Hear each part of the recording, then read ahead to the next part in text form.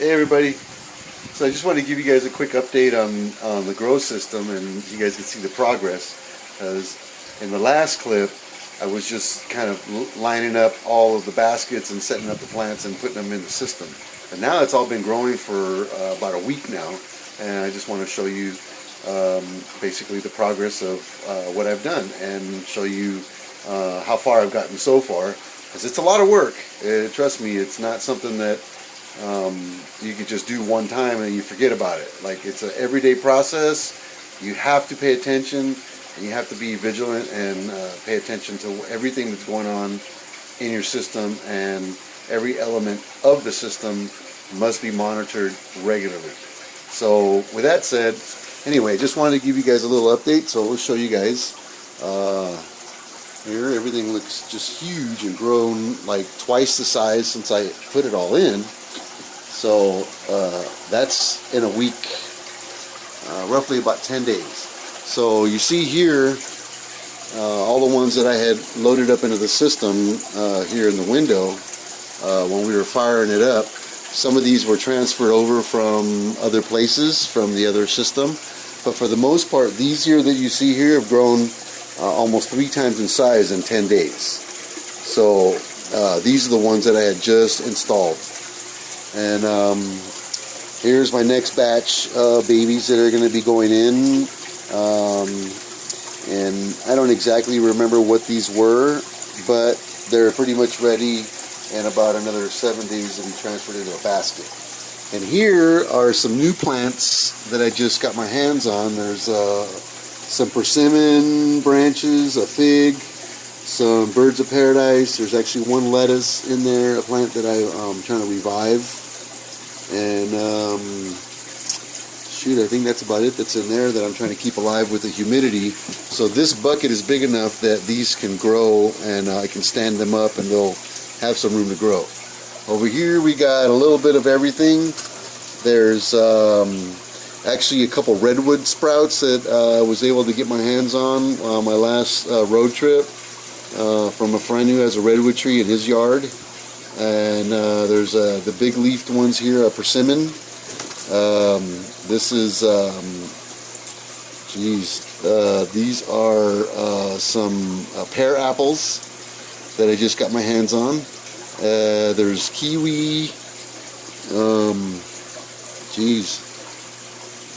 grape, and a few other little things that I have in there that I can't really put my finger on right at this time. But they're all in there. They're doing great. And I've learned that keeping these lids completely over the top is not always a good thing for your plants. So if you could do like I did here, excuse me, sorry about that. Anyway, if you could do like I did here and prop this up with just a little board that will kind of hold itself in place, and then you can see I've kind of propped it up and put some weight behind it so that it won't move. Right? If it does, it's because I moved it. But for the most part, this is very, very good little setup here. It works pretty good, and I've had pretty good success. As you can see here, this little kiwi, and this actually is a blueberry branch that's still doing very well and alive. But this little ball right here is a new node that's growing out of this little kiwi clipping of mine. So it's pretty amazing what you can get to grow once you learn what will keep them alive. So I've had pretty good luck with the kiwi, and I have probably about a 98% or 95% success rate with kiwi right now. So I'm pretty happy with that. In here, so right now is only the one Shabumpkin goldfish and koi mix hybrid or whatever that is there. These other 3 are actually koi fish, and they're doing really well. They've actually grown about 5 times their size since we bought them about a year ago. So I'm pretty proud of that. But here, everywhere you can see, everything is growing really, really well. Sage is doing pretty good. Kale does excellent indoors. Oregano, these were started outdoors but in a greenhouse, and they're doing wonderful. The other one that I have has a big branch that comes out about this big. That's just all flower right now with seeds, so I got to pluck that tomorrow. Let's see what else. Here's another oregano, doing really well. Some of these that have started flowering, and some of them are showing signs of, I think they've ran their course. So like this one here, I think, actually I need to pull that out of there because it's dying. I'm just going to yank it and leave the other royal oak there. It can stay. This one here is pretty much past its life point expectancy. I think, see here, oregano, doing very well. And this is that little mystery flower that just kind of showed up in the system that was at the house. And it's doing really, really well. It's got some new growth underneath. And it's showing, you know, little flowers are doing really well. So I don't know if these are seeds inside here in the stylus. I don't know too much about this particular plant, but I'm trying to figure out what it is. So if anybody like knows what type of flower that is, it'd be really nice if somebody could help me out with that, because I really honestly don't know myself. I did add some cilantro in here just the other day, and they seem to be doing great. They're holding up really well, and those were gifted to me by hydroponic store in Crescent City on the north side of town on the way out of Crescent City.